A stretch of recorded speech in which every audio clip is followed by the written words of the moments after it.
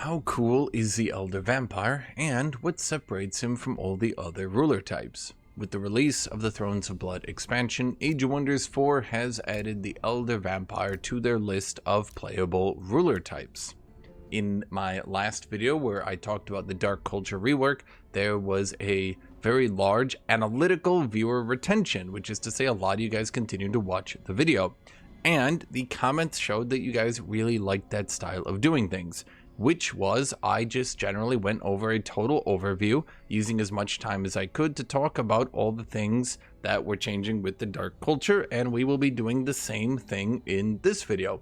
Which is to say I will be spending as much time as I feel is needed to talk about all the little intricacies of the Elder Vampire, which is their overall impact on your faction, their unique buildings, the units that you can get from their buildings, all their different signature effects, the effects of the vampire spawn, that is the effect they have on the heroes you recruit into your faction, and their unique skill line on the left of their skill tree.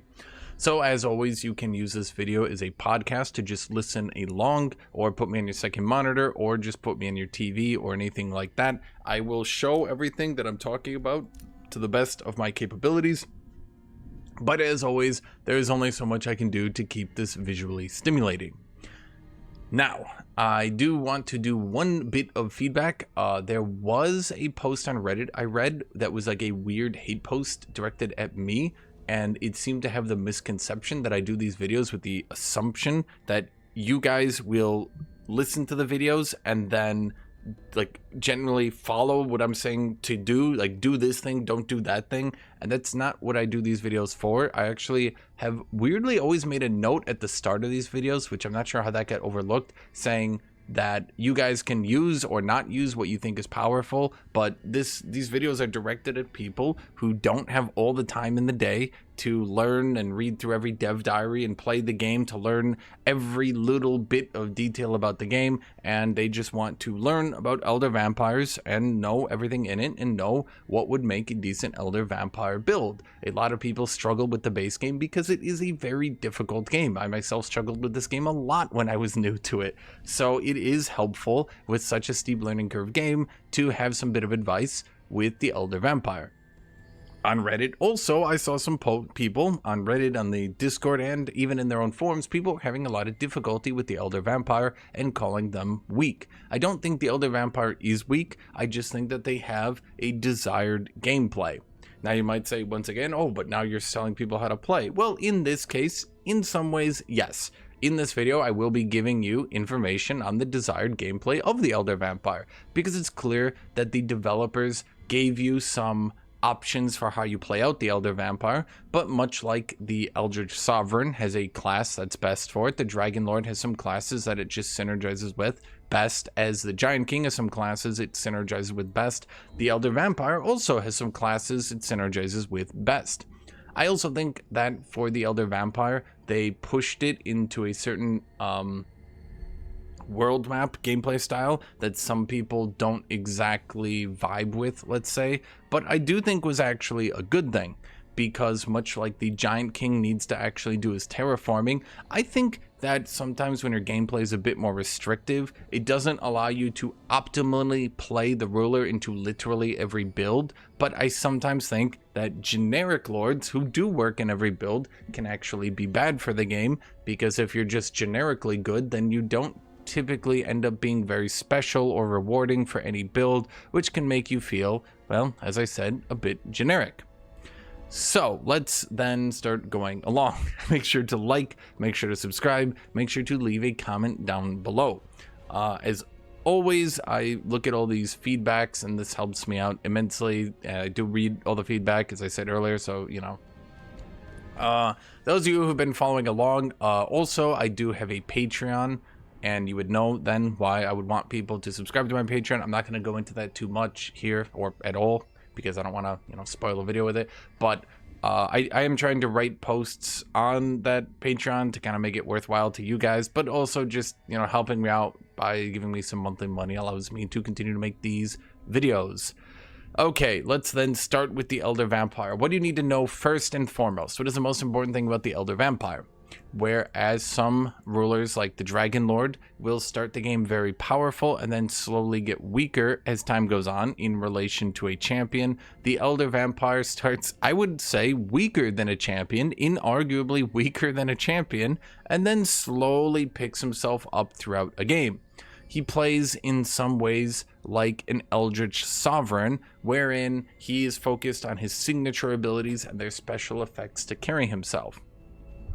Just to start with then, yes, he will generally do best with Warlock and Elementalist, as I've seen. That's not to say he can't be played in other builds, but as I go over his signature abilities, you'll see that the Elder Vampire in the back casting a bunch of stuff is kind of going to be our playstyle here.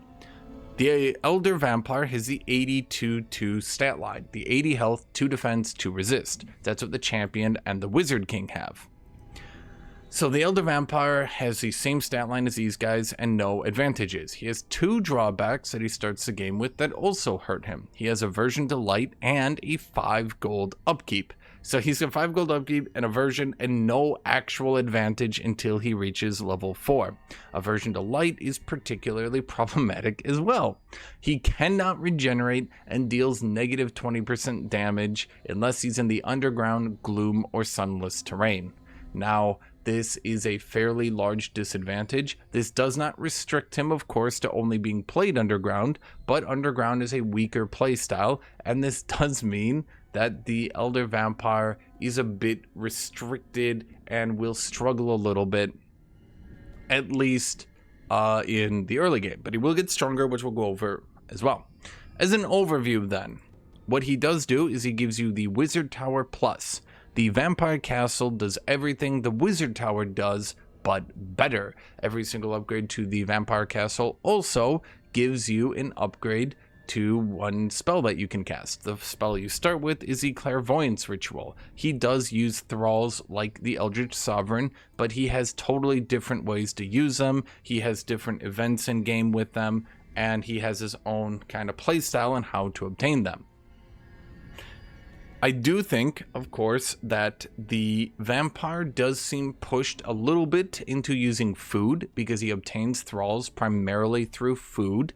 That's like 99% of the ways he gets thralls. Or he does seem pushed into using souls.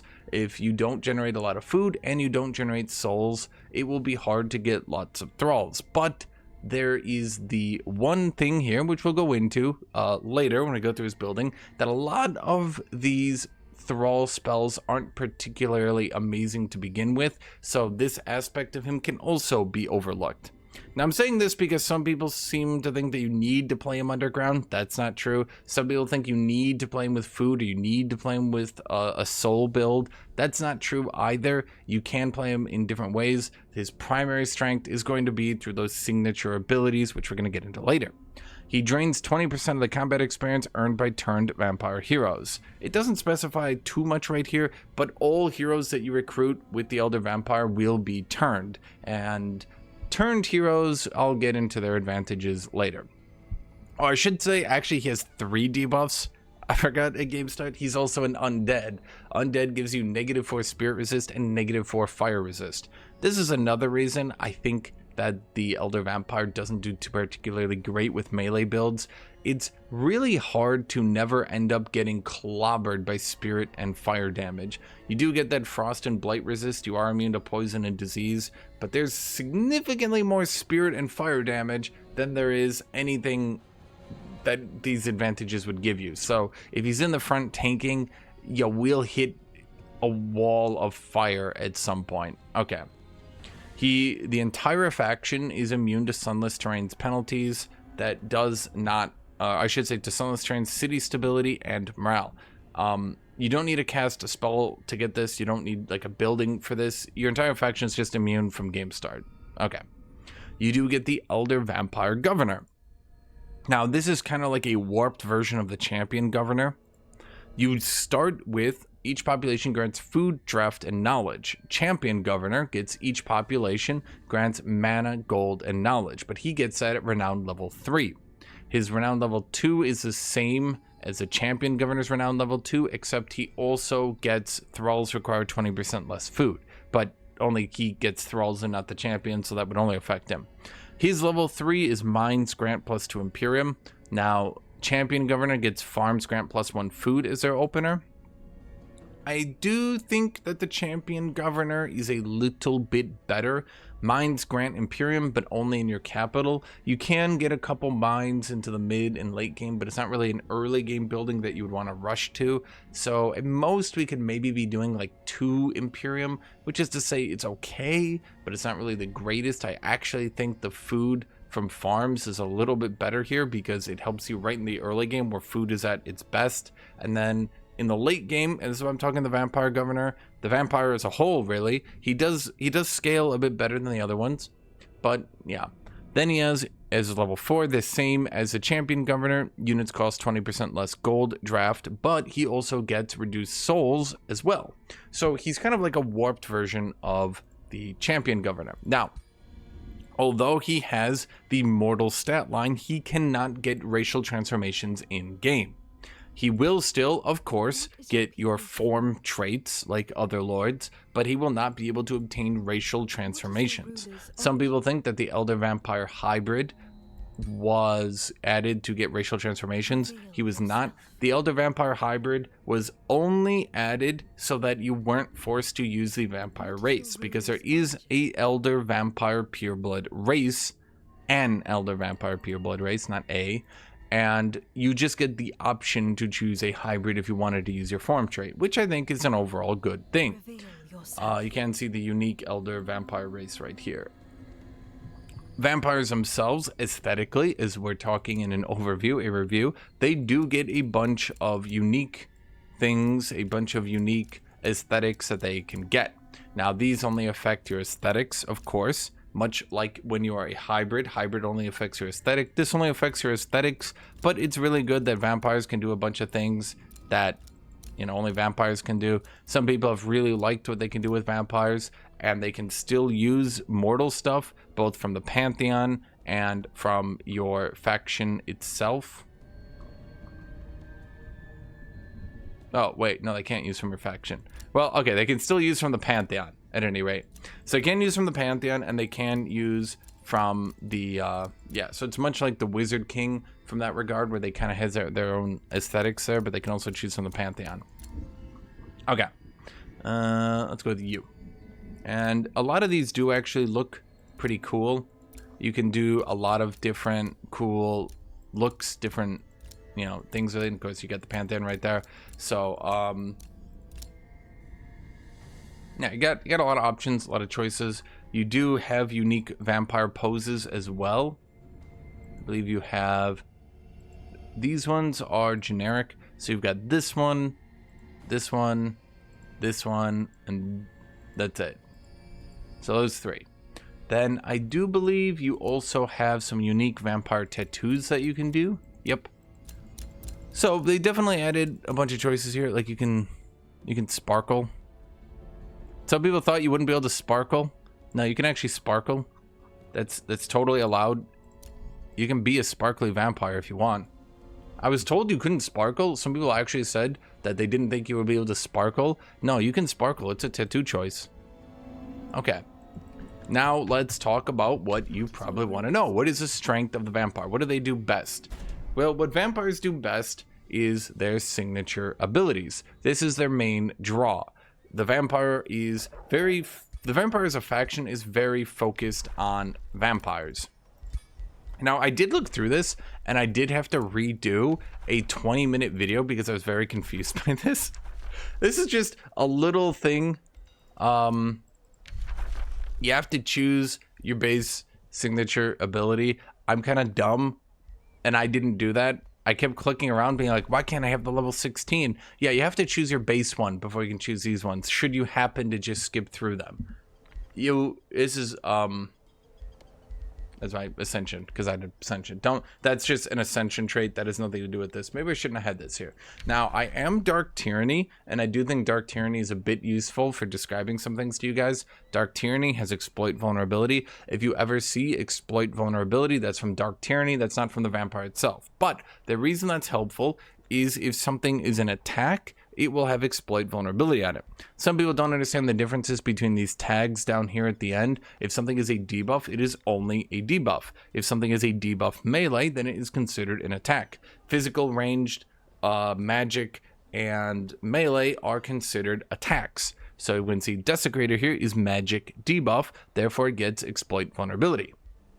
That's just important to talk about before we go into this. So as we do our vampire, we start with 5 gold upkeep. We do start with this sunless weakness, but we do have an unlisted, this is from the society trait. Oh no, wait, no it's not. No, I think that's just regularly. Man, there's so many things in this game, even I can get confused looking through it, and I play this game a lot. What vampires do get that does help them, and it's not listed in the vampire itself, but it is listed right here for you guys right now. Vampires always heal 5 HP at the end of each combat. They also seem to get resurgence weirdly, but I'm not sure where that's listed, and I'm not sure that even is real, and I'm not sure that's even a thing, which is very confusing to me. I don't understand it. It just happened for me once, and it happened for somebody else, and we were sitting there like, why? Maybe that's not even real. Maybe it was a bug. Anyway, so even though we do not heal on world map turns, if we're over the world, we do regain 5 hit points each turn. If we are getting the natural regeneration then, natural regeneration is the actual thing. If we're getting the passive regeneration from the world map turns, and we're getting vampiric regeneration, we can actually heal a lot between turns combining those two. Okay, so I'm just saying that because some people think that vampires literally cannot be played like on the surface because of the sunlight issue. Because if you do look right here, I know I said we go through signatures, but we're stalling for a second. We do see right through here, right at game start, the only sunless terrain is right here.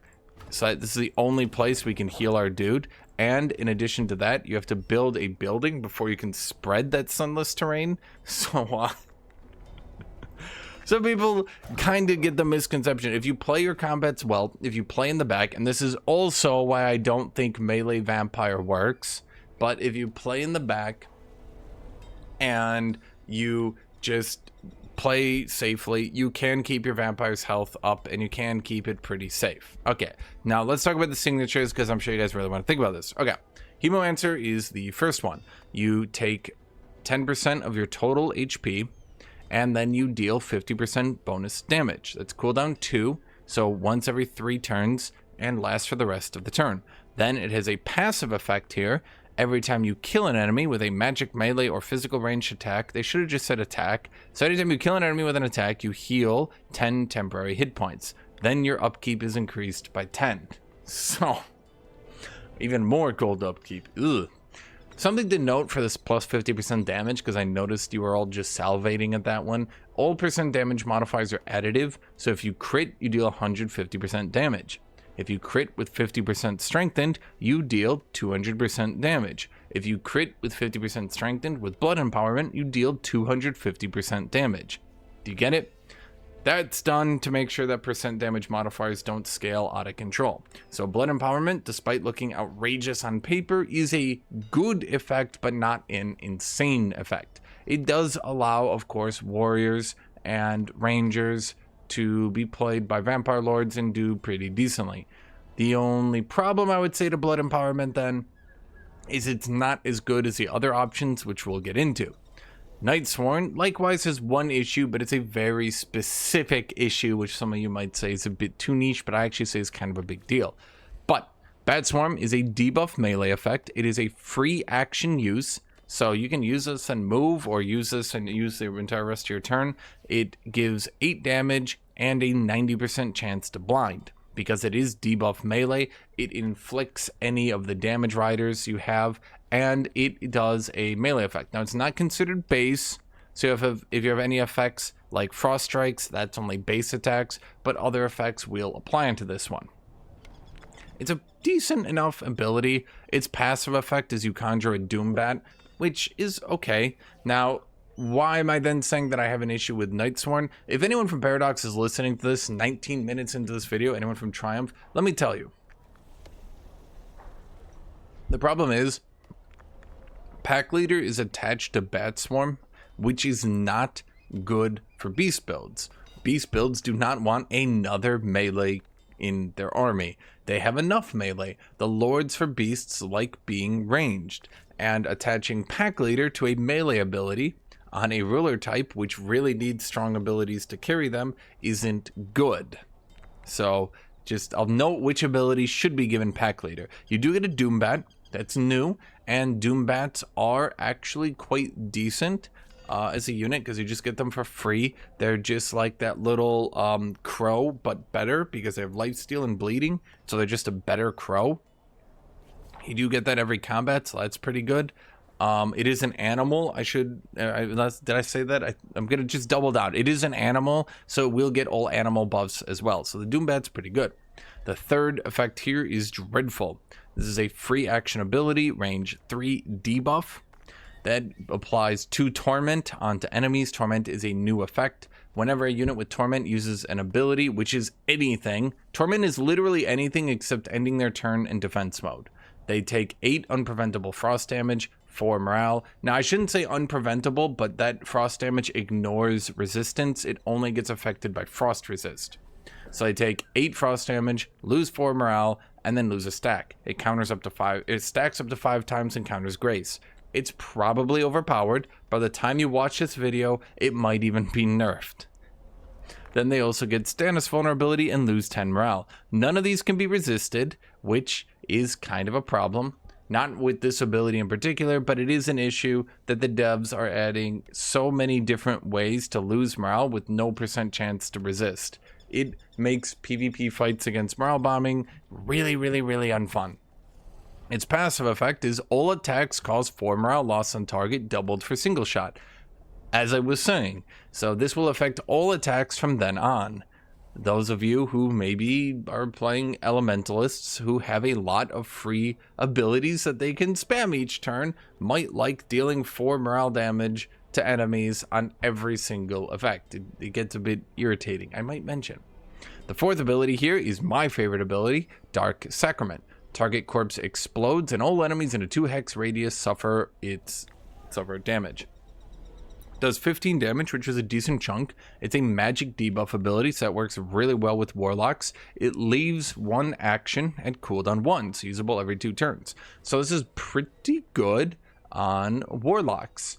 Warlocks can use this effect to good measure. I mean, warlocks really lacked AoEs. They really lacked debuff AoEs in particular. They had curse, but curse isn't considered magic, and it uses your full turn, whereas Dark Sacrament doesn't use your full turn and is magic, so it gets all the actual debuff effects, whereas curse is only a debuff. Warlocks desperately needed an AoE to actually use the various stuff. So of course, because it is magic, we can see the exploit vulnerability showing up here. They have a 120% chance to become diseased, which gives them -4 resist and has a chance to spreading, so that's really strong. Then it has decaying, which is okay as well. At the start of combat, conjure a zombie, which is good. And then your upkeep increases by 10. Now here's the problem, as I mentioned, Night Sworn has pack leader, but Desecrated does not have pack leader. So just me asking for the developers, because vampires are so pushed into animals, I would just kindly ask, could you please remove soul draining strikes here and add pack leader so I can do a beast build with warlock, because warlock is blatantly the best for beast build. Just my ask. Just okay. At level 8, they get another signature skill, which are pretty good as well. First off, we have Night Lord. It is immune to blind, and while in sunless, underground, or gloom, it is 20% more damage and natural regeneration. Now, the reason I am kind of annoyed at the pack leader thing, every one of these signature abilities, I'm going to be really annoying about this pack leader thing. I'm going to be really annoying. All these signature abilities have Unholy Leader attached. Every single one of them has Unholy Leader. Every single one of them. Whereas only one has pack leader, and it's not even the one that would be good for pack leader. Okay, let's move on. So this one's pretty decent. If you actually do manage to play in the underground, or you do manage to fight battles in sunless terrain, then this one is pretty strong. Immunity to blind is Definitely very strong for units like defenders who really like those retaliations. 20% more damage is good. Natural regeneration is good. This does also give you the blink ability, which you can use for warriors to get, because it is a leave 1 AP move. So you can blink, move 4 range, and then leave 1 AP to do a big hit. This allows more warriors to have pretty good mobility, on top of then being, of course, immune to blind for that big warrior retaliation hit. And then they get that 20% damage natural regeneration. So Night Lord is okay, but in my opinion, actually on the weaker side. So you can imagine these are going to get pretty strong. Reaper, on a kill, all your active cooldowns are reduced by 1 turn, and you get 10 hit points for the fight. But this can only trigger once per turn. As you can imagine, this is pretty good and does synergize with a lot of different effects. Gaining 10 max hit points for the fight is pretty tanky. This one's considered pretty good. Vampiric Rage, as your hit points are lowered, gain up to 50% damage. This is worded oddly, but basically damage increases as hit points are lowered up to 50%. So I'm going to imagine what they mean is that when you reach 0% health, you get 50% more damage. So if you're dead, you get 50% damage. That's typically in a lot of games how this is worded. So if you're at half HP, you get 25% damage. Vampiric Rage is okay. I definitely call this one of the weaker ones. I think Night Lord would be better if you're looking for just damage. While it is a bit hard to always be in sunless terrain, and I guess you could argue Vampiric Rage could help you clear the map a bit better because you'll always be at half HP. I would not want my Lord to ever be at low HP, ever. I would want them to always be at full HP so that the enemies need to work their maximum hardness to kill them. This one's also weird because it gives you Song of Carnage. I guess the idea is maybe you use this at like the beginning of a battle to buff yourself up.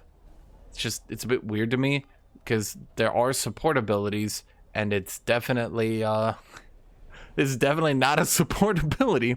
Profane Body Master. Now this one is interesting. You get very fast movement, so this does allow you to use those stronger weapons, like the Giga Sword, like pikes, things like that. You get the very fast movement. You can use a pike without having to use boots. That's pretty good. All those unmounted weapons are very good. You then get 15% evasion and 20 hit points. This one is okay because it does allow you to use a variety of items, but having to be already level 8 to then start getting fast movement is a bit rough. I guess you could use scouts and stuff to try to help your vampire pick fights and clear by initiating the fights with your scouts, and then like he can run along roads and things like that. But having your Lord at 32 movement speed is a rough ask.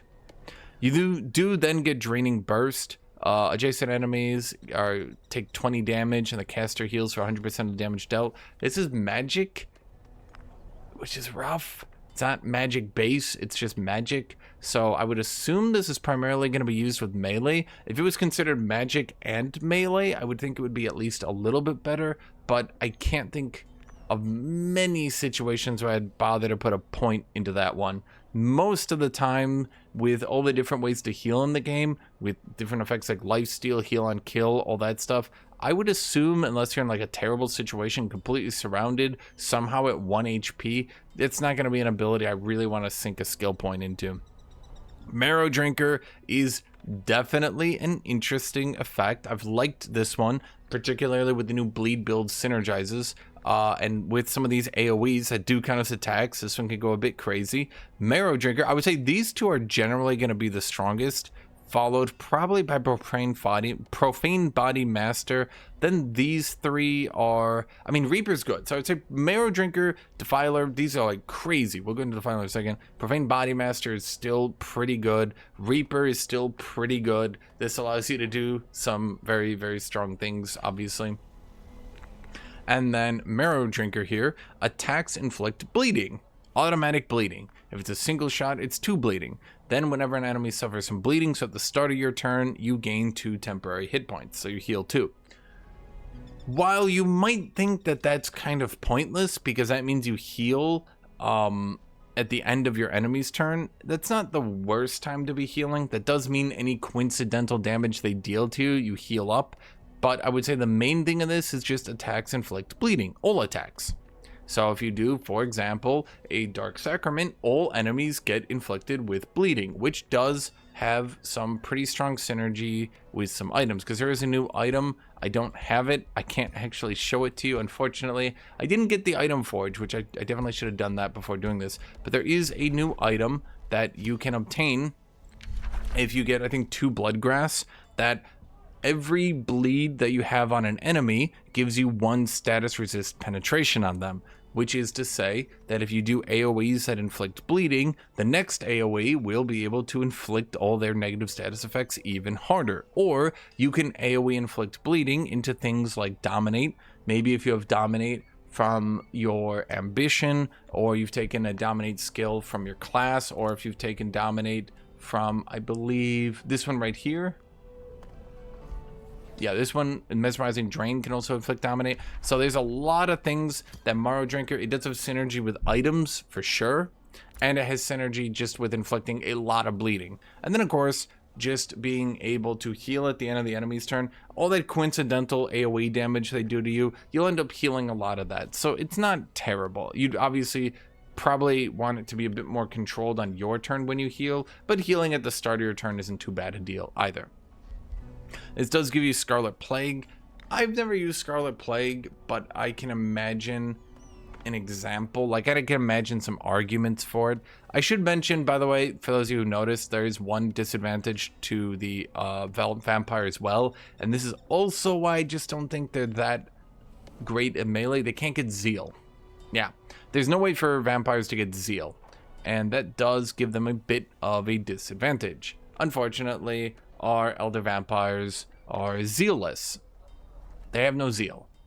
Okay, I just wanted to say that real quick. But the Scarlet Plague right here, it's probably good they don't have zeal, by the way, because zeal applies to all attacks, not just base attacks. And these guys have a lot of AoEs. Scarlet Plague is a magic single shot base. So this one's actually a pretty good one.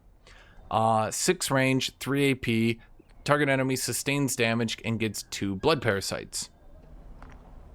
And then you can see here, because of Marrow Drinker, they then get 2 bleeding. Bleeding would then, of course, turn into Blood Parasite. So Scarlet Plague would be a pretty good ability if you're playing maybe, I don't know, a Warlock or something like that, and you're just sitting in the back and you don't have the best turn available to you.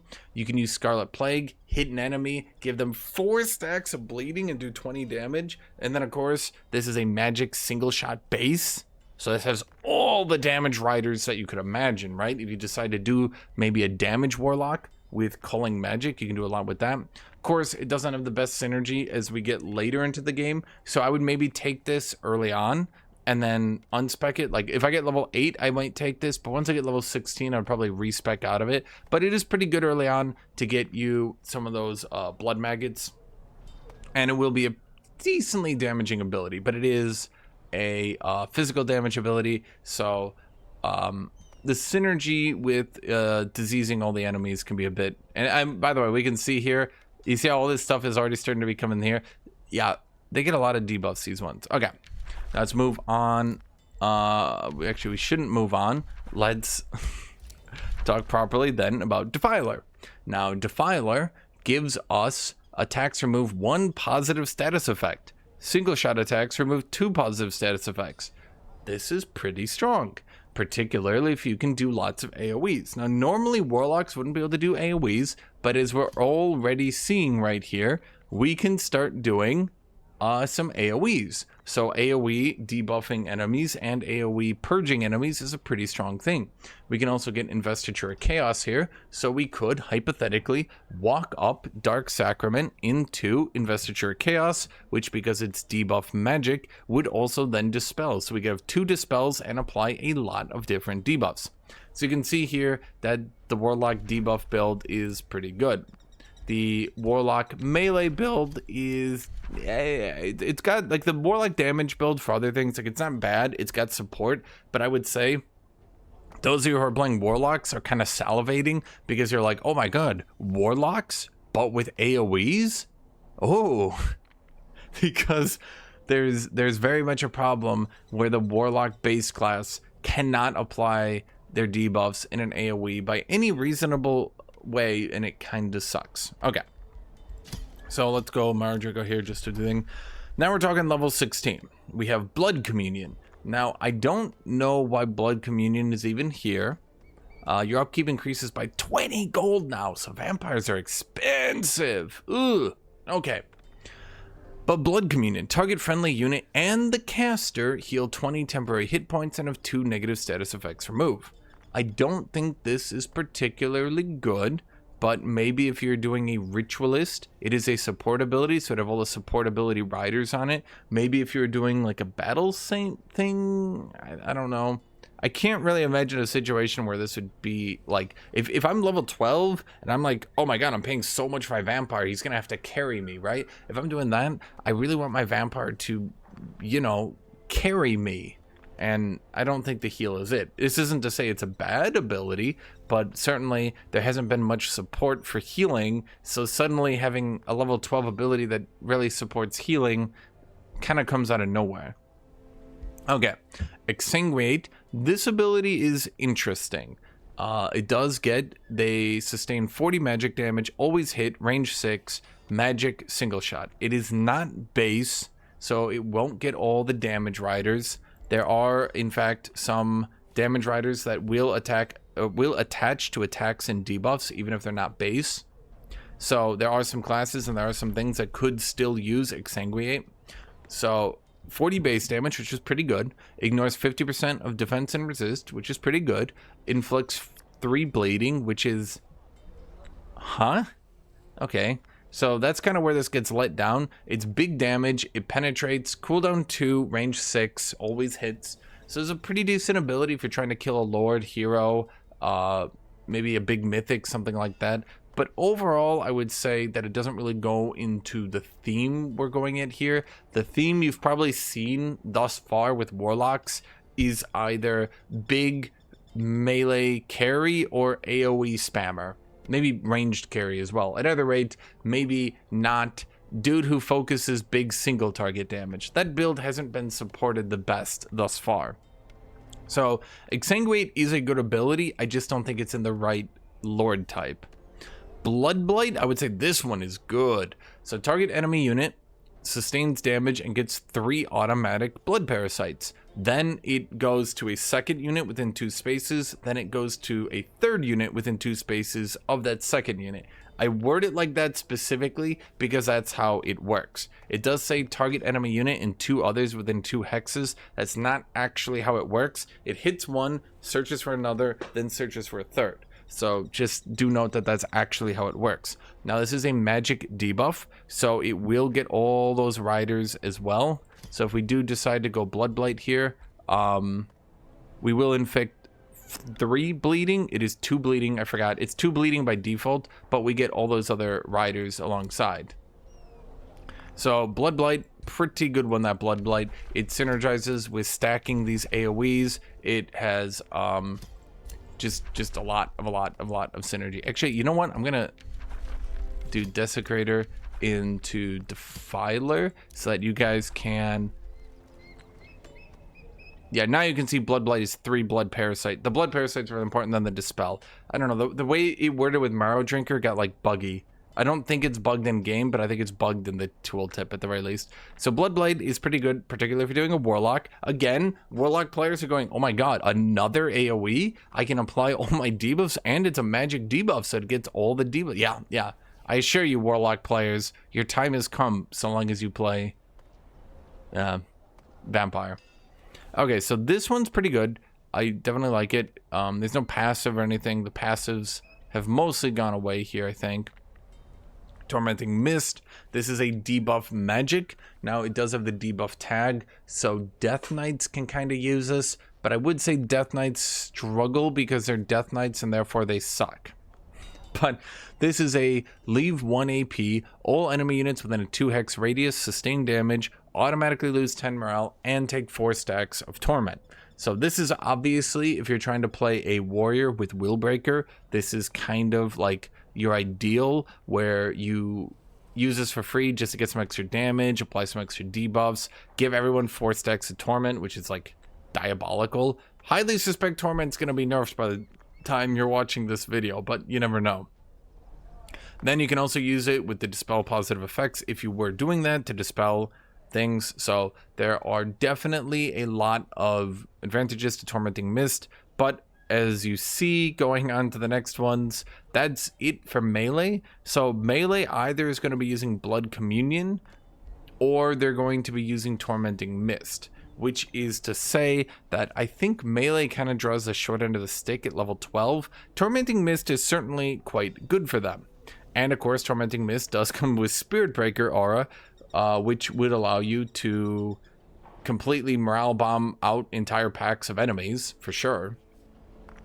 But I just think Vampire Melee being pushed into only doing morale bombing, I feel like that one's a bit too restrictive. That's my complaint here. If I had my way, I think I'd add one more ability here that would be more applied specifically to melee, but melee not just trying to do morale bombing. Because morale bombing can be a bit boring. You run in, you morale bomb, the battle's over. It's like, wee! But, you know, sometimes it's like, okay, you Tetrised it properly. Congratulations. Okay. Festering Spine. This ability is mostly for rangers, but it does have magic as well. So it's physical ranged magic debuff. It's not single shot, which is very confusing to me. It's not single shot, despite only hitting one enemy, despite only being 4 range, and despite having a 90% hit chance instead of automatic hit. So this ability has a lot of flaws in it, a lot of flaws, but it does do pretty good base damage. It does have the right tags, just not all the right tags. It is some of the right tags, I guess I should specify. Target enemy unit suffers 4 poisoned, suffers 2 decaying. Not really the greatest in my opinion.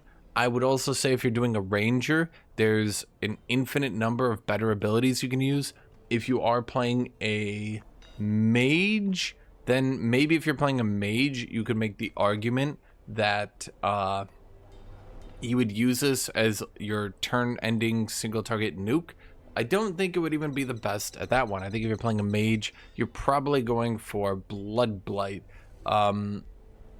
Yeah, I would think if you're playing a mage, you're probably going for Blood Blight. Maybe Tormenting Mist as well, because it's a debuff magic, so you could get a lot of damage riders on that one.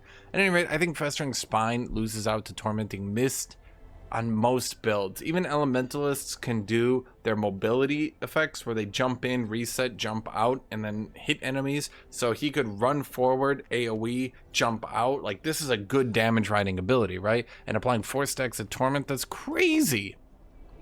Festering Spine, by comparison, maybe isn't the greatest. Now, Tormenting Mist, again, I think Torment will be nerfed, and maybe even Tormenting Mist itself will be nerfed to only give 2 stacks of Torment. We'll see. By the time you watch this video, we'll see. Maybe by comparison, Festering Spine will be better. Right now, I think it's okay. It just fails in comparison to the other ones. Now, Grave March is a nutty level 12 ability. This one is very, very, very strong, because if we word it properly, if you read it properly, I should say, you'll understand what is so good about this one. You conjure 4 corpses of tier 1 Thorn Skeletons. So 4 bodies are created, and they are tier 1 Thorn Skeletons. Then, for the next 4 turns, as a combat effect, resurrect 1 random corpse on the battlefield under your control. That effect does not read resurrect the Thorn Skeletons, it reads resurrect 1 random corpse on the battlefield. This can be any corpse at all. It's a little bit too random, and I don't like how random this is, but it is immensely, outrageously powerful. Additionally, you can destroy your corpses either with Raised Dead, with Consume Corpses, with Dark Sacrament, in order to force this ability to resurrect other bodies that would be a little bit more powerful. This one is really strong. Now, I do think it promotes corner camping a bit too much. I think that one might be a little bit too heavy. But, yeah. So, Grave March, really strong. Blood Blight, strong. Tormenting Mist, super strong. Blood Communion, not really understanding it. I could maybe if you were doing Blood Communion, like, it's too long of a cooldown. If it was cooldown 1, because you have to remember, even though this would be like a really strong ability, a free action, bust 2 targets, range 4, like, that's really strong, right? But the problem is, this is a level 12 Vampire Lord. Using a level 12 Vampire Lord on, like, a Battle Saint Cleric or a Ritualist would not be a good idea. So something like Blood Communion would have to be cooldown 1, in my opinion, to get used. So that's just my opinion. Now, all of these only have 1 effect on it as well, and most of these effects, I'm gonna say, don't really have the best synergy with the build. And I mean, you can see Blood Blight has debilitating aura. Adjacent enemies have -5 status resist. I mean, reasonably, I don't think you want to be next to your enemies as a warlock.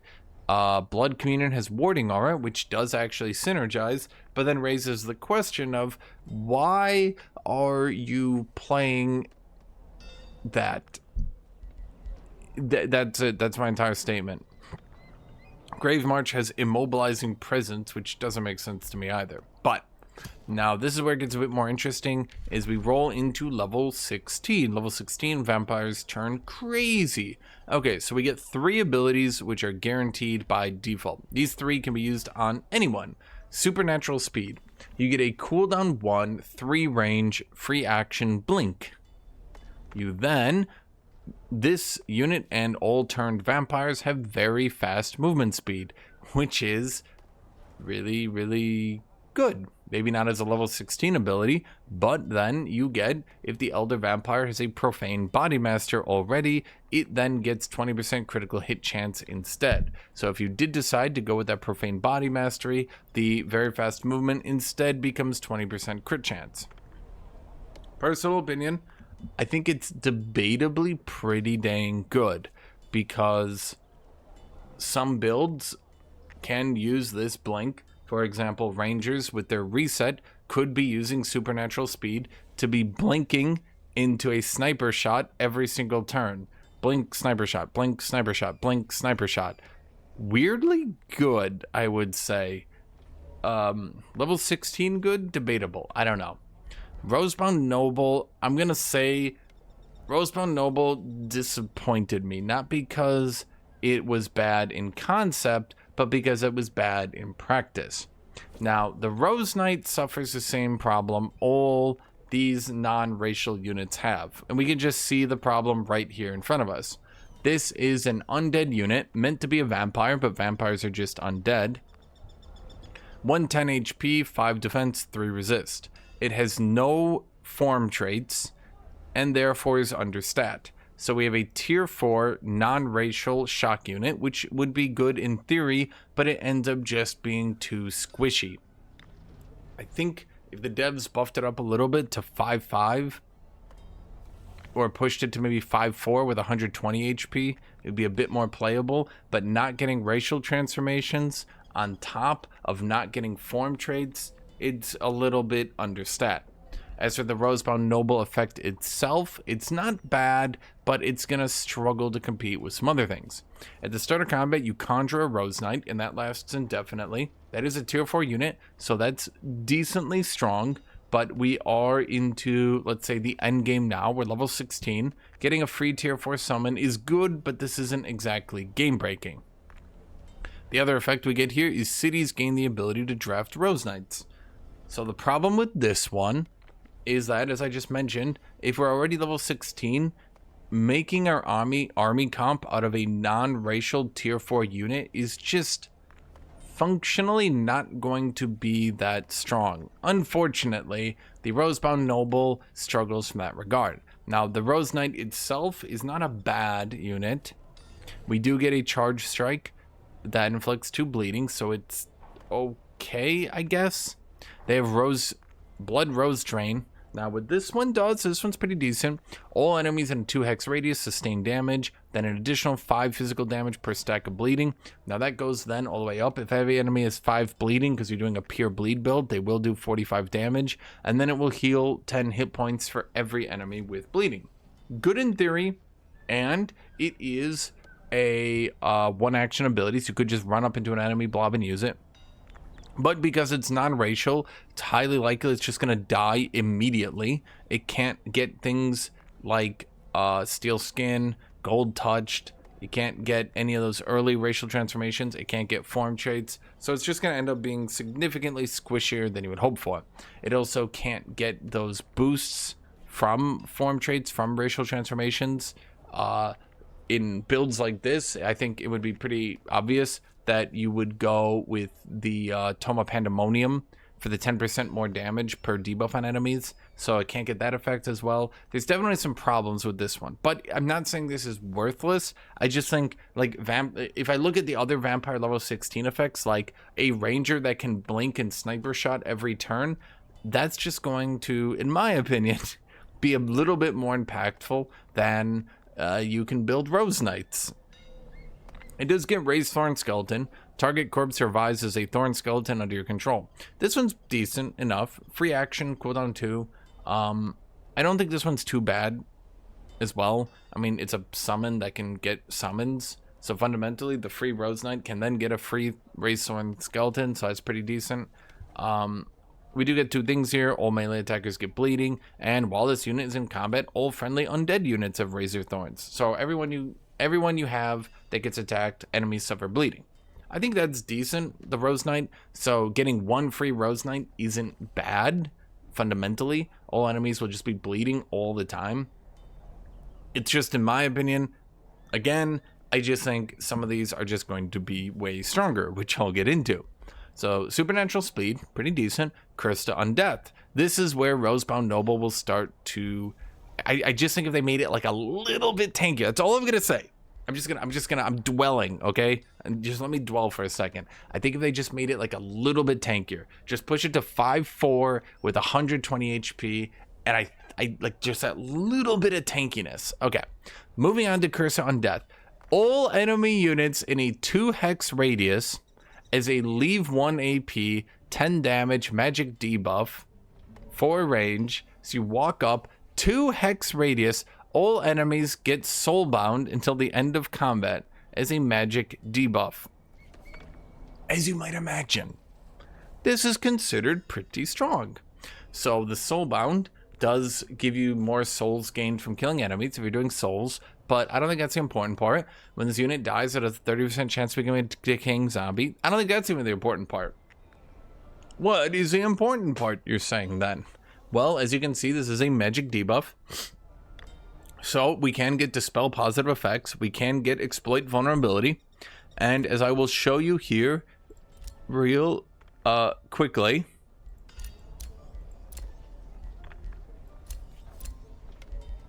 let's just grab a bunch of these things to show you. We don't even have all of them, but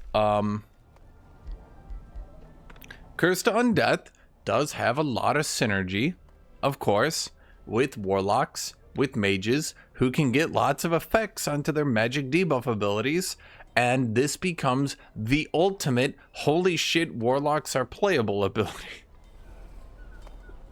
So Curse to Undeath is crazy.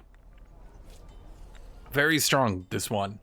Then as a passive effect, remember I did say not all passive effects were done. There is a passive effect on Rosebound Noble, and there's a passive effect on Curse to Undeath. At the start of your turn, all enemy units with Soulbound suffer 4 frost damage. So that's not amazing, I'm gonna say it. That's not amazing, but it's like funny. It's decent enough. Then, whichever ability you chose at level 12, you could then instead opt to upgrade that ability instead. For example, Grave March now conjures the bodies of tier 3 and 4 undead units, and has its cooldown reduced by 2. So that would be considered pretty strong. Parasitic Communion, Blood Communion, now has a base 100% chance of inflicting blood parasite for 3 turns to enemies adjacent to the caster and the target.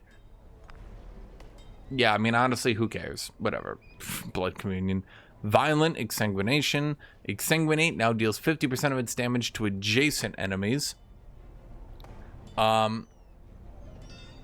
So that's a big nuke. I just don't think that one's gonna be the big winner, but okay. Spreading blight. Blood bite now spreads to 4 enemy units in 3 hexes. So it will hit 5 units even if they're spread out. While obviously I think Curse to Undeath is obviously gonna be the big winner here. Some of these ones are decent. I think Elite March, Curse to Undeath are the big winners. Supernatural Speed I can see. I can even see an argument for Rosebound Noble. I think Elite March, if you're doing a summon build, I would argue Elite March is going to be better, but I can see an argument to be made if you're doing like a Mighty Meek build. I don't know. I could see the argument. Not sure I'd agree with it, but I could see it. Let's see. Aura of Torment. Now, this is if you have Tormenting Mist. You get Aura of Torment. At the end of your turn, all adjacent enemy units suffer 4 frost damage, lose 4 morale, and gain 1 torment. I don't think this one is actually that good either, because I think that, reasonably speaking, if you've used Tormenting Mist and you're a warrior, all enemies near you are probably routing by now, or their order, in which case you're never going to route them. Miasmic Spine. When Festering Spine kills a unit, all enemy units in a 2-hex radius get 5 poisoned and decaying. I think this one is not nearly that good either. Which is to say, I think most of the upgrades aren't really that good. I think if this was maybe like a 3-hex radius, I mean, decaying every enemy 4 is pretty brutal. I'll grant you that. And it's not just the decay, it's that it poisons as well.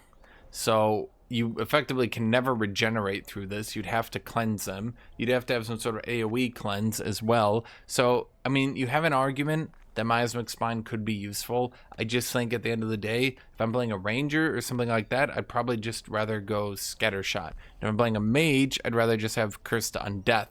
So the problem is Miasmic Spine loses out.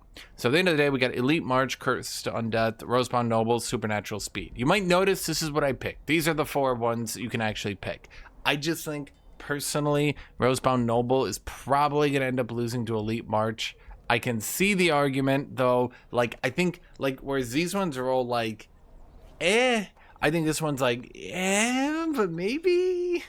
Okay, so level 16 Vampire.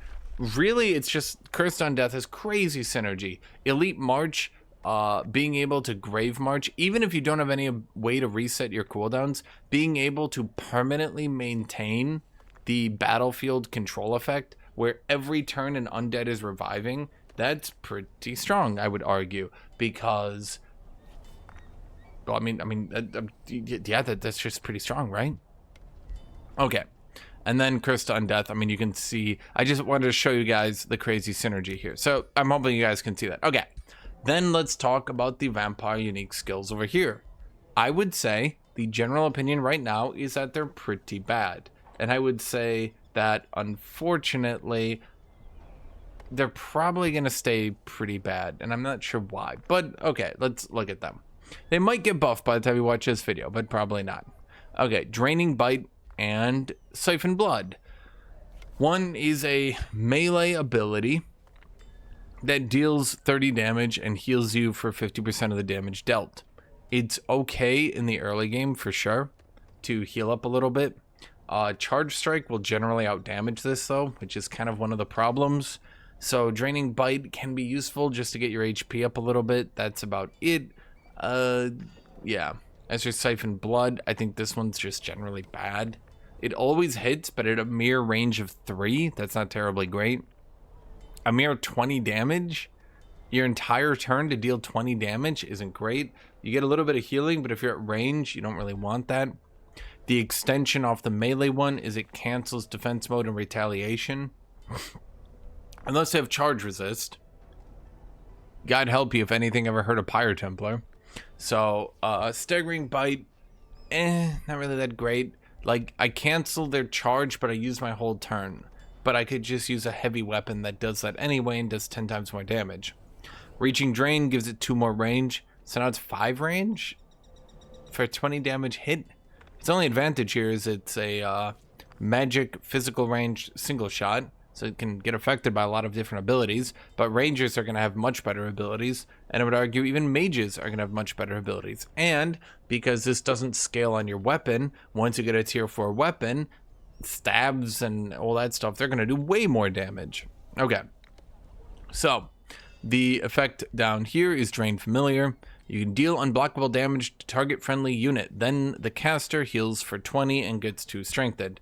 This is, in my opinion, not that great unless you have a lot of summons and are manualing out every battle. Even then, we're asking for a whole skill point to heal the caster. I would say the idea is that due to the sunlight weakness on the overground, you're not going to be healing that much. But the problem is that if I'm playing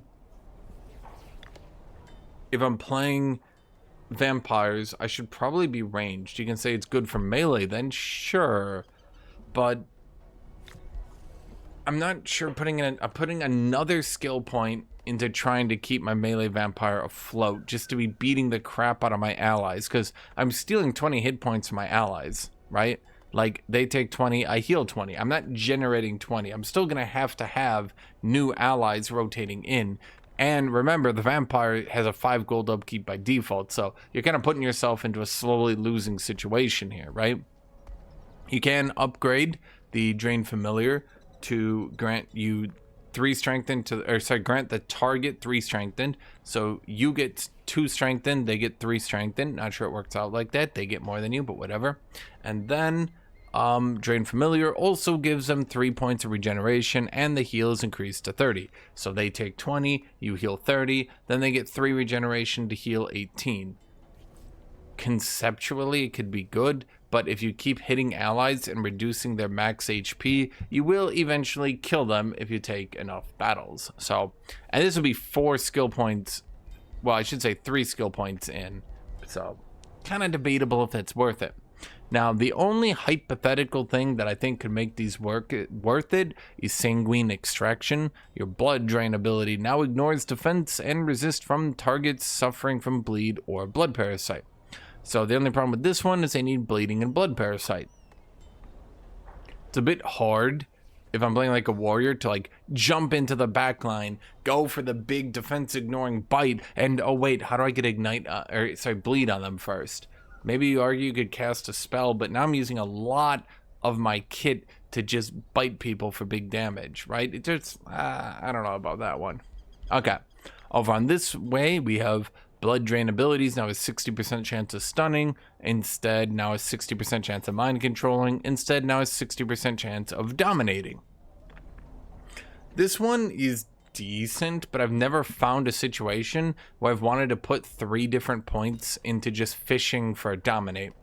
I think there could definitely be some builds, particularly with Cult of Tyranny, where you could use this to try to I called it playing Pokemon, where you just beat the hell out of big mythic enemies.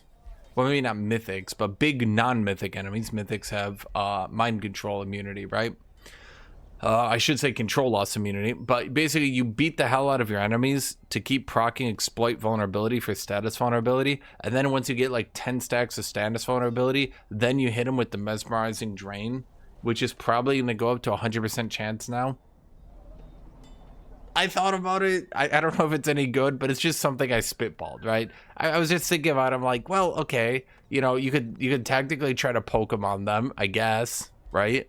I mean, if you're using a bunch of early game units and you can't really kill them in a reasonable time, like if, I don't know, you're fighting a fire giant or something and you hit it like 5 or 6 times in a row and you just get a bunch of status resist reduction, maybe you just go, maybe, you know, but then you're 4 points into it when you could be hitting 4 points into better stuff. So, okay. Mist away is just slip away, but you displace 3 hexes and heal 20. QL. Feels like it could be a little bit better. Then vampiric flight is you fly. You don't even get very fast movement, you just get fast. Then you get evasion against physical, ranged, and magic attacks, which is... yeah. The problem is right now, almost all the best abilities in the game ignore evasion, because evasion can just stack way too high. So you can stack evasion on the right side with like your supernatural speed and all that, and then you can stack evasion with vampiric flight. The problem is all the best abilities in this game can't be evaded. All the best ranged units, I mean, there's like 2 good range units right now, like the longbow and the... so they can't be evaded. Magical nukes can't be evaded. The scatter shot from the ranger can't be evaded. The elementalist abilities can't be evaded. So the problem is ranger evasion started to stack way too high. So the only response was to just make all the good abilities not be evaded. But now we're running into the problem of like, what the hell good is evasion now? Like vampiric flight is like, oh my god, but it's like, okay, I'm just whatever the opposite of wowed is. I'm the opposite of wowed. I'm cooled. Like, yeah, cool, I guess. This reduces their cooldown by 1, which ironically doesn't even reduce it. It reduces it from 3 to 2. Still not that good. If it removed the cooldown, I could maybe see an argument to do the Pokemon build, because if I could try to fish for a dominate every single turn by Pokemoning my enemies, okay, I could see Pokemon build actually being a thing. But at cooldown 2 even? So once every 3 turns after skill point investments? Rough ask for me. Okay, so there's the entire vampire skill lines. Let's finally, after an hour, start talking about their buildings. Okay. Number 1 is Desecration Chamber. Every 1 turn, a province within or adjacent to the there we go, alters to Sunless. Now I wanted to highlight within or adjacent. I know I said it like 900 times, within or adjacent. That does mean it will hit all the land around you. So Sunless terrain is then pretty good at defending you, because enemies that don't resist Sunless terrain will take some penalties. I think it's like -5 world map, and then world map healing, and then 50% reduced combat healing. You can ignore Sunless terrain by going Heartless on your army. Is it Heartless or Cold-Blooded? Maybe it's Heartless. So Undead, I believe all Undead immune it. Yeah, it's just generally because like you can't heal without it, and you do reduce damage outside of it. Again, and then there's also some buffs, as you saw in the skill tree, for being in the Sunless terrain. So there's definitely yeah, it's just good to note that you can be around it. Okay, then if you get your Vampiric Castle, you get the Clairvoyance Ritual. It says Wizard Tower level 1, the base, you get Clairvoyance Ritual. If you have souls, you get Soul Drain and Thrall Effigy. Soul Drain allows you to turn thralls into souls, and Thrall Effigy allows you, oh wait, yeah, no, this turns souls into thralls, this turns thralls into souls. So they do have some synergy with that one, right? Then you get some unique vampire buildings here. The Abattoir, that I believe is just the prison, like whatever you call that. You get 2 knowledge per income per hero in the prison. Now that's just typical, everybody gets that, but yours is additional to that, where heroes in your prison can be consumed to grant experience to your heroes. Now, when you did read that your heroes give 20% of their experience to your lord, that applies even if your lord gets level 20. Although, you know, you should probably end games before you reach level 20, or maybe you should end them while you're at level 20. But you can use this, particularly if you're a Cult of Tyranny, like I like to do, to farm heroes by attacking city-states a lot, attacking your city-states that are even your vassals a lot, and you can farm city-states, re-vassalize them, get more heroes, kill them, consume them. Now, the amount of experience you get for consuming isn't that much, but I would say it's generally enough that you can get those 2nd and 3rd heroes up to a respectable level to keep them, you know, at a combat capable stage, because they are losing 20% of their experience, right? Okay, Your deep crypts is like a regular crypt, except in the domain, vampires gain 10 hit points regeneration. Not that outstanding, but neat, I guess. Now, your Soul Forge, this seems to be a Castlevania, like the Castlevania anime callback, because now you can forge creatures of the night. Okay, so once you get the Soul Forge, that's just a typical item forge, but it's a Soul Forge, get it? Okay. You can draft the Vampire Spider Hatchling, Doombat, Shrieking Bat, and Vampire Spider Matriarch. Now, these units do cost thralls, and they do cost quite a bit of thralls. Vampire Spider Matriarch costs 3 thralls, so don't think you can just draft her out like willy-nilly. You can't just get the Soul Forge and now you have Vampire Spider Matriarchs indefinitely. You can get a couple of them, and if you're doing a food build, you can get a couple more, so yeah. The good ones here are, of course, the Vampire Spider Matriarch, because that's a Vampire Spider Matriarch. That's just generically a good unit. The Shrieking Bat is a new bat. It's a tier 2 ranged unit. It's somewhat unique because he has the Echo. He does less damage than other ranged units. I believe ranged units go 10, 12, 14 damage. Or maybe I think it's 10, 12, 14. So he does 2 less damage than other ranged units, but he has a 50% chance of dealing an additional 5 damage and causing a morale loss, and causes 2 morale loss by default. So yeah, he's got some stuff. And then of course there's Doombat, which is just Vampire Spider Hatchling, which is I've tried to use Vampire Spider Hatchlings. The problem with them is they die constantly all the time, and it's kind of hard to get them leveled up when they're always dead. But the Vampire Spider Matriarch is pretty good. Then if you upgrade that to a Vampire Castle Chambers, you get the Blood Transfer Ritual. So you can turn thralls into healing for your army. 50% for vampires, 20% for non-vampires. Decent if you're using it like before battle, just to top off some units, or in response to enemy world map spells. Or just maybe if you're clearing the map really hard and you need just a little bit of a top off before a tough fight.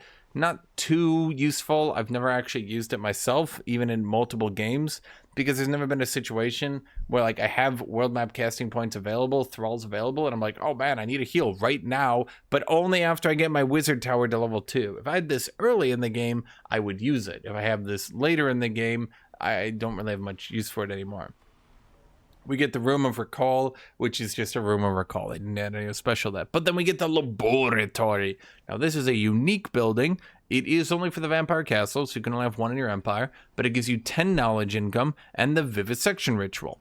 Now, this one is you can spend 4 thralls to do 20 physical damage and gain 150 knowledge. So if you have a lot of thralls and a lot of world map casting, you can use this to get some decent chunks of knowledge. This one I do like to spam, and it is a good use of your thralls, I would argue. If you have a lot of thralls and they're just sitting around, you can turn it into knowledge. I have worked out the conversion rate in my head. It's 120 food per thrall. Now that's food after your population eats it, so it's not just 120 food flat. It's 120% of the food you're actually generating. So again, food being eaten doesn't count. So of your surplus food, it's I think it's 400. Oh, I did it in my head. It's something like 4.5 food becomes 1 knowledge if you're spamming this spell on cooldown. Now that does become difficult because it is 150 world map casting, so you would need to probably be astral, and you would need to have the astral affinity track, and you would need to probably have more world map casting things there. But, you know, hypothetically, I just like to cast it. Like, it's a good offlet for my spare thralls, because other than that, you can often find yourself not really needing or even really using thralls. That gives you to the Grand Hall. Now, this one starts to actually give you a good spell for your thralls. Desecration Ritual. Target and adjacent enemy provinces gain Sunless, and enemy armies sustain 20 frost damage. So this is an aggressive way to push Sunless into enemy's land, and you just do a bit of damage to their armies, which if you rush into this gives you a pretty damaging world map spell. Bizarrely damaging. Once again, if this is nerfed by the time you watch this video, I would not be surprised. I think getting Sunless is fine enough, because it takes away the vampire debuffs. Doing damage is good, but I feel like world map damage is annoying because we haven't stacked resistance on your armies. It can like weirdly chunk early to mid game armies out, and I just don't think that's very fun. Then of course there is the ritual chamber. This is the world map and combat casting one, but it also reduces all spells throw cost by 1 to a minimum of 1. So a little bit helpful. Now the big one here is of course when we get the Throne of Blood. The Throne of Blood is when the vampires start to get very, very, very strong, because we get the Blood Moon ritual spell. This one is really, really fucking strong. Okay, so this one, the Blood Moon ritual, for the next 10 world map turns, all vampires on the entire map do not suffer sunlight weakness, get 15 hit point regeneration on the world map, get 20% damage, and get 2 resistance. So that's pretty strong. There's of course the Stygian Observers. Okay, so you get 6 vision range or true sight in the city, as is typical, but then you also get universal vampires gain universal camouflage while on sunless terrain, or if the spell Blood Moon ritual is in effect. So that's strong and also annoying, probably. And then the teleportation circle the same. So the vampire buildings are pretty strong and pretty unique, I would argue. It takes a while to really get the thralls going. By the time you get to the sunless spell, you should generally probably have enough food generation. If you are completely skimping on food to the point of absurdity, you will probably not have enough food generation. So vampires do encourage you to have food generation, but as you can see, you don't need a lot of food generation. You can get by without it. It's just something that can be good, particularly if you're trying to spam the vampire spider matriarch, because that's a pretty good one. Okay, so then I think I did everything. Did I do everything? Except for one last little bit. You know, I don't want to like spoil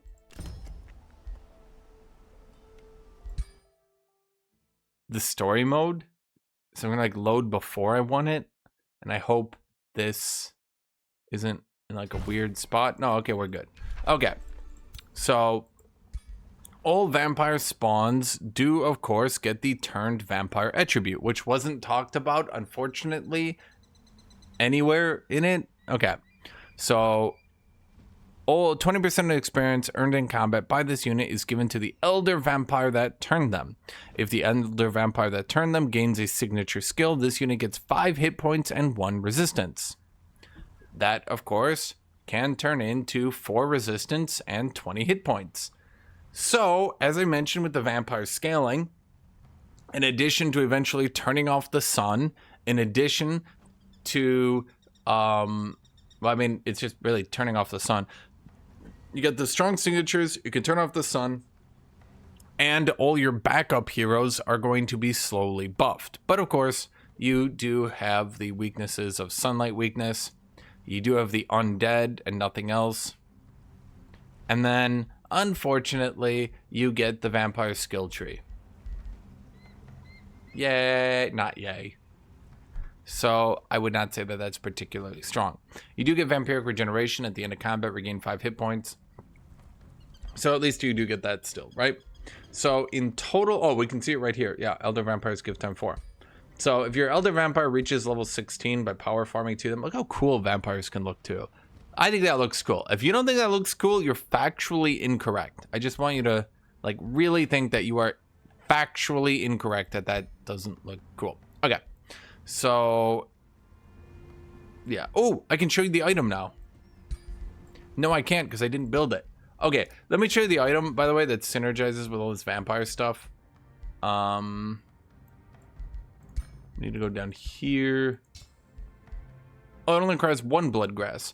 Attack and debuff abilities ignore 1 status resist per stack of bleeding on the target. So there is a new item, and it does have synergy with bleeding, and that's why I was saying that that bleed ability looks better than you might be thinking, because all you need to do is find 1 Bloodgrass on the entire map, and boom! So there we go. Okay, am I missing anything with vampires? I don't think I am. We went over the signatures, we went over the skill tree, we went over their faction effects, we went over all their unique spells, we went over their effects to vampire spawns, we went over their creatures. I think I hit everything. I should have written a list. I did have a list. I can't remember where I put it. Anyway, I think I went over everything. So that's vampires. Tell me what you think. I like them. I think they're cool. I do think they take a bit to scale. I think, despite Reddit and the others not particularly finding them too strong early on, I do think when your Curse to Undeath starts looking like this, you might start thinking to yourself, well, okay, wait a minute. Hold on here. So there's vampires. There you go. Personal opinion, I think elementalists and warlocks will do the best. We very much seem to be going into the spell casting kind of vampire route here. The whole Blood Knight Unholy Champion. Now, I do think you can do that. I'm not saying that's impossible. All I'm saying is you might run into some issues making that viable. However, a free blink, even on a defender, being able to poof, being able to jump, then blink, right? Being able to move, what would that be, 6 spaces and then triple attack on a defender? That would be pretty brutal, okay? So, there we go. Thank you all for watching. Thank you all for being here. Thank you, everybody. Leave me a comment on any of your feedback. Make sure to like, subscribe. Subscribe to my Patreon, if you could please, as well. And, yep, I hope you all have a great rest of your day. Bye-bye, everybody.